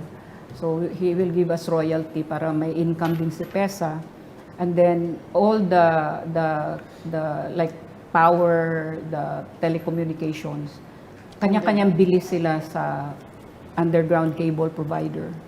Bibili sila ng kanilang cable towards the users, the industries. Galing. So ganon. So then I was able to ask PNP, sabi ko, because we are designed into township, we should have our own police station, fire station, But Talagang township, talagang hospital, township and then yan. hospital. Nakaano din ako ng Self-sufficient communities. Nakaano din ako ng magtatayo ng hospital, pero business niya. So Right. he will just rent. He will Okay. just rent our land na gagamitan niya for the hospital. Di ba? Township talaga. And then, just be creative and resourceful. You don't have to spend money na wala kaming pera. Ito ang aming PEZA building. I'm building a 13-story. You'll have your own building. Yes. Na, Kasi ngayon, double dragon Double kami. dragon, right? Ano lang kami. May picture kayo dyan, Kon. Saan ngayon yan, ma'am? Saan? It's along Rojas Boulevard. Yung aming old building talaga. That's PEZA land ba yun? So, Okay. we own the Pasay, land ma'am? kasi almost 5,000 square meters. Yeah, from it. That's from it. That's the So, old PEZA. So, we demolished the old building kasi hindi na rin siya safe. So, we demolished it. So, we're now starting to construct a higher. 13-story. Nice. That will be the first green building government. Congratulations. Tapos, tawag ko nito, Solar powered. this is solar power, mga water recycling, etc. I want to make it a model. Okay, then si Land Bank ang mabuti na Tinap kaibigan ko yung presidente dati, si Alex Buenaventura. Okay, si Sir Alex. So sabi ko, Alex, wala kaming pera, magtatayo ako ng building. O sige, so this is the first building that they are Finance. funding, no? And then lease to own, meaning nagre-rent kunwari kami for 15 years. I 15 see. years So that's your under- amortization yes. na. Lease to own. And after how many years before? 15 That's years. not bad. Oh, that's not bad. That's like a commercial, Oh. Oh. Yeah. And then at the back, I'm looking for another developer to put up the multipurpose. Parang business center, talaga, pwedeng lagyan ng mall, hospital, One-stop shop din, o ma'am. mga commercial, di ba? Mixed-use building. So that will be taller, 33 stories. I see. Nagharap ako ng developer to do that. So at least nagsimula na kami Mawala sa ng building. tenant si Double Dragon. Ano? Oo. Nasaan stage na ngayon yung construction ng building? Mga 40%. 40%. Oh. We hope to finish it in April of 2024. Wow. Kaya talaga So, dapat lots of makabalik unfinished ako. business pala na ano. Tapos Well, I we hope are you, now ano. into automation. Yeah. Full automation na, e-payment system, tapos Nice. yung cashless o what, kasi doon na sa Yung QR code. operations, You application. know, your GOCC, I remember si DG De Lima was there for 4 presidents, di ba? 21 years. And that did wonders for PEZA because there was continuity in policy. Na, ano. Correct. Oo. So pwede pa kayong 3 presidente. Kung hindi na ako magsasawa. Ito lang kasi para yan, matapos yung building natin. Tapos I will be propagating more public zones in every region. Kasi nga nakita ko na yung wherever we started to build the public zone, sumunod yung private sector. Para yung Cavite ngayon. So para talagang They have yun, now said, umaangat yung buong Oo. Galing. So, talaga mag-initiate ka. Put public zone so that everybody else will follow. Tapos, because the public zone is our primary source of income then. Self-sustaining. Yeah. 50% of our net profit we remit to the government as dividends. So, para kaming BIR, source of income din ng national government. Magkano yung dividend niya nung 50%. 2020? Okay. Nandito naman sa form. So I have here a comparison of the PEZA performance sa Duterte administration. So sa dividends alone, we surpassed the 21 years. Klings, 5 years lang 8% higher sa 5 years yung dividend na remit ko sa national government. 8% higher sa 21 years of my predecessor. Wow. So nandito din, I'll leave this to you. Yes. I was able to create 105 more economic zones, 82 IT parks and centers, 18 manufacturing ecozone, 4 agro-industrial, then medical tourism. So nandito lahat. Yeah. Is that okay? Para we can lang. Para lang We can cite for the exact numbers. And then, Evelyn? ang magandang Clinks, how we did our balancing acts during the pandemic. Dalawang kopya. Kasi ganito, di ba? At the height of the pandemic, everybody were told to lock down. Yeah. So, sarado lahat, stop operation ang domestic. So, I have to lobby to IATF, leave us to kasi continue. naman kayo Outside naman yung export naman kami, di ba? Tapos naka-fence, di ba? Yeah. Kasi ecozone. Okay. secure kayo.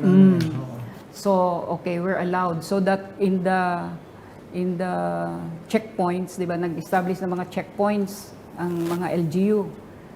Kami, exempted kami. No problem with the passage of cargos and personnel, etc. Okay. So, I went around, dialogue. Ano bang, para lang hindi sila mag-stop ng operation. So, anyway, we provided them with business assistance and reliefs. So, number 1, yun nga, in-increase namin yung work from home. From the 30%, we made it 90% work from home. And then, not necessarily in their homes or in their on-site, but they can hire or rent a temporary building for their work from home. Para tuloy lang yung trabaho. Yeah. So that's one. We increased it to 90% work from home. Next, all COVID-related expenses, they can deduct from their income tax. So what are these COVID-related expenses? Yung purchase of PPEs, yung Testing. disinfection kasi sabi ko company and ecozone should disinfect every day. Kaya kawawa sa awa ng Diyos, COVID-free lahat yung ating Kasama ba mga dyan, ecozones. ma'am, if yung employee nila nag-positive, then yung expenses nun, binabawas din doon sa... Yung hindi na kasi Hindi na po. series of test yun Yeah. di ba? Tapos yung COVID vaccine, initially gusto ng IATF na si employer ang bibili for their workers. Ayaw. Kaya sabi ko, wag naman. Isama natin yung mga workers sa 70% immunity, herd immunity, di ba? Kasi these are economic frontliners. They should be healthy. And then let us not ask the employers anymore to spend. Kasi bumaba yung income nila, yet they continue to provide the salary, the benefits of their workers para lang hindi mawalan ng trabaho. So you need to help them So, also. and then we were allowed to put up our vaccination centers in our ecozones. So, na-exclusive. Areas na walang malayo yung ecozone, so kinausap ko yung mga LGU. So, binibigyan kami ng mga LGU ng our own lane para pag may worker, may ano, ito ang lane ninyo. So, mabilis. Hindi makipagkompetensya sa community. So, anyway, other requirements namin noon, we asked the employers for shuttle service. O, kasi di ba earlier, may Walang walang transport, public transport. O, tapos, para ma-prevent din yung uwi ng uwi, exposure. So, we require also the employers to provide housing or sleeping quarters para ma-minimize yung pauwi-uwi. So, ito, pati yung mga additional port charges nila, kasi nag-congest doon sa Manila Port, di ba? So, additional demurrage, ano yung mga fee nila doon, sabi ko, pwede rin congested yung ports, i-deduct sa ano nila. So, expenses on shuttle service, housing, port charges, PPEs, disinfection, ito yung pinadidak namin. Pumayag naman si BIR. Salamat. Kaya tuwan-tuwa yung, and very cooperative ang ating mga companies. That's why, height of the pandemic, 95 to 100% are still operating. So kami sa PEZA ang na-protect ang health ng workers, na-protected ang jobs of the workers, and we kept the economy afloat. Because all the others were locked down. Sarado sila lalo na mga domestic. Pati din yung ibang ecozone. May maraming nag-shutdown. Kaya ako na-COVID ako. Sa kaiikot ko, hearing the needs of the workers. I was in the hospital for 24 days. Oh my! Oo. Muntik pa wala ng hospital na mapasukan. Doon ako sa Viluna. Kasi military. Tawag ko si Chief of Staff, Sir! So initially for 5 days, I was with the mga four of us in a room.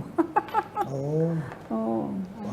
Talaga. So, behave na lang like a soldier. Huwag ka nang mamili.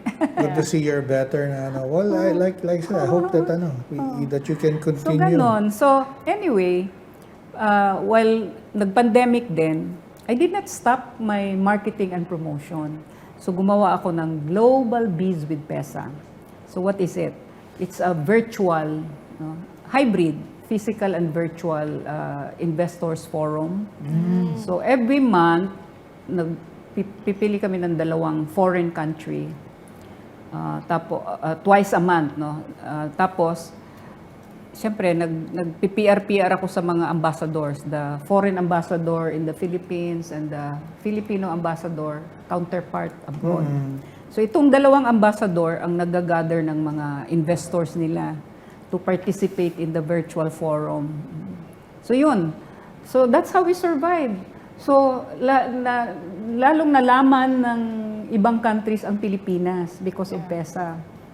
So, ngayon, I'm receiving a lot of invitations to speak here and there. How we survived in the pandemic, yung aming green, healthy, sustainable, and smart ecozone. So, lahat ng mga concept natin, na sila. They invite me to talk about it. So, guys have any more questions?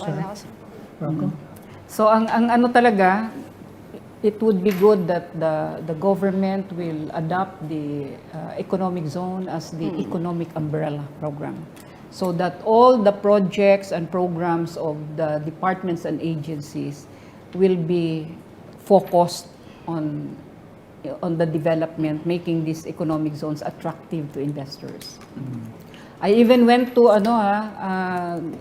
I even went beyond what is not supposed to be PEZA's role, no? Like yun, mga credit facilities, no? I Yeah. talk with banks para wala nang reason pag ang investor, Yeah. wala silang reason na huwag tayo sa Walang Pilipinas baka doon, kasi no? walang ganito, no? We have to address the efficiency factors. Yeah. And then, put to use all your assets. So, starting with land assets, diba? Natural resources. These are our strengths. So, tingnan natin ano ang equivalent special economic zone so that we can attract the equivalent industries. Ginawa ko pang mga reservists. Military reservists ang mga PEZA at saka mga Ecozone workers at locators. So na kami by batch ganito kasi ang tinitingnan ko, Klings, no, na every ecozone is not only green, healthy, sustainable, smart, it is also safe and secured. Okay, so naka-fence yan eh. So, of course, we allow other people to go inside, the locator's friends, the employer's family or friends, okay? Subject to security check. So, pag may disaster, calamity, emergency, yung overall commander, isang silbato lang, labas lahat yung workers, then every company, may role na yan. This company is in charge of transportation, this one is in charge of medics, etc. Alam na nila kung anong gagawin nila. Then it is the military who will teach us. Mga kuan ba? Tsaka si NDRRMC, no? We're tapping both military, police and the civilian agencies who can teach us sa mga different responses during disaster, calamities, emergencies. Ayan, tapos disiplinado. We have to impose discipline, we have to impose nationalism, di ba? You can put all together. So, talagang safe and secured. So, pati tuloy mga foreign locators, DG, you include us because imagine if there's an emergency or a disaster, we cannot just hide inside the inside the table or run away and cry, no? At least we can also help in saving our lives, saving everybody, DG, So, congratulations on all your achievements and good luck to you. Yeah. And if there are new developments, baka maybe we can do another roundtable for an update. Sige, okay. Diyan sa binigay ko, nandun yung Mga data. transformation roadmap. Kasi I have to come up with a transformation roadmap. Ito yung guide namin. Okay, so anyway, the goals of our transformation roadmap. Number 1 is to fully industrialize the country. Number 2, to build a self-reliant, self-sustaining, resource-generating economy. So we can stop or minimize importation, no? But be self-reliant, no? Complete the supply chain. Number 3, to maximize our production, manufacturing capabilities with all our resources, land and natural resources. We can do that, no? We can beat inflation, we can beat recession. Problema, quick solution, import. Pero ang daming lupang nakatiwangwang. Sayang. Diba? Then go back to backyard gardening. Then we make as agro-industrial ecozone those agricultural lands. Then makita natin dyan, this agricultural land is good for rice, this one is good for corn, this is good for vegetables. So with that, alam na natin ano ang kulang. Yun na lang ang i-import natin. Diba? And then we have to teach the Filipinos to become exporters also. Diba? Tapos to complete the supply chain, that we will be able to supply the investors. Hindi na sila mag-i-import. Kasi importing is expensive.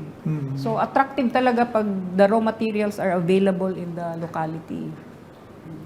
Then, of course, we want to make the economy export-driven.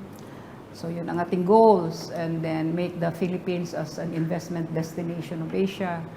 So what are our objectives to attain the goals? Number one, we have to utilize properly our land and natural resources by establishing different types of economic zones. No? So it will be environment friendly.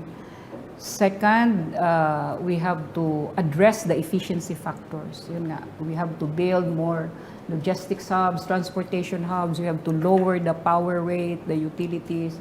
We have to complete the supply chain, no? Yung credit facilities. No?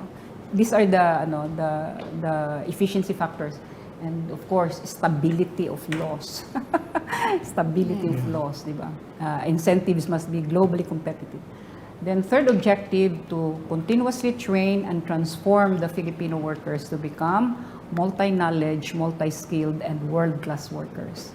Ang ganda ng Pilipino, kaya nung naririnig ko yung how the investors value the Filipino workers. Kaya pumasok sa isip ko, huwag na kayo tayong mag-population control. Kasi iba ang quality ng Pilipino eh. Iba-iba talaga. Ang challenge lang is how the government can provide them the opportunities. And skills. Kasi by nature, we are talented people. Talented tayo. Training na lang din, ma'am. Training na lang talaga. And job opportunities. Otherwise, magkaroon tayo ng brain drain. Yeah. So, ma-minimize yung mga OFWs. Instead, serve the country. And then, they will not leave their families. Ma-strengthen natin lalo yung ating family institution. Ma'am, last na po pala, nakalimutan ko kanina itanong. Nandito ba ang transformation roadmap, no? Angel, sa papel? Yung papel na binigay. Ma'am, mayroon na po bang impact ang Russian-Ukraine war, rising consumer prices sa ating locators? Actually, hindi dapat. Kasi number one, hindi naman tayo nagbili ng oil sa kanila, di ba? Unless bumili tayo ng oil sa kanila, then affected talaga tayo. Wala naman kayong mga Ukrainian locators, Russian locators. Actually, wala eh. Wala. Ang challenge lang talaga, ang immediate challenge is utilize, make productive your own land and natural resources. Maximizing lang. Maximize talaga. Kasi parang ano ba yan na, ba't ka import ng import? Yan, dami mong mataniman. Yeah. Kaya nga ako, nakailang beses na ako sumulat kay BBM. I want to tell him of what we are talking now. Yeah. So number one talaga, Mr. President, let's have an inventory of our land holdings.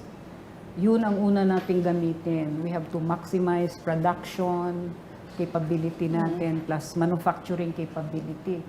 Itong sa manufacturing nga, attractive tayo sa manufacturing kasi nga yung workers natin, young, marunong mag-English, hindi na i-translate yung mga manuals. Tapos mga babae mas sila sa manufacturing sector. Gusto nilang babae kasi mabusisi ang kamay ng babae. So yun, Detalyado. ang dami nating advantages talaga. Itong GSP Plus lang. Yeah. Kung magamit, no? Unfortunately, yun nga, iba-ibang mindset. Tapos, I feel underestimated kasi babae. Tapos, yung at the height nga of mga debate sa siyempre, nagmamalaki sila, yung mga economic managers. We are economists. We are economists. We have discussed this with the president. Tapos, sabihin ko naman, Sir, with due respect, I'm also a lawmaker. It doesn't mean that if the president is certifying it as his bill, now we follow the bill from A to Z. That's why it is subjected to hearings so that we can have a beautiful law, di ba? Where all stakeholders will be heard, will participate. Dito kasi wala. Kunwari, imbitahin kami ng hearing, tapos yung mga industry association, salita kami ng salita. Pag at the end, yung kanila pa ring version ang nasusunod. Walang input from stakeholders. Hopefully, more of them will see this report. So. Kasi ang sakit-sakit na, ba't tayo import ng import? And then of course, may Economics 101. What is good for the economy? Export or import? Export. Because when we export, we sell.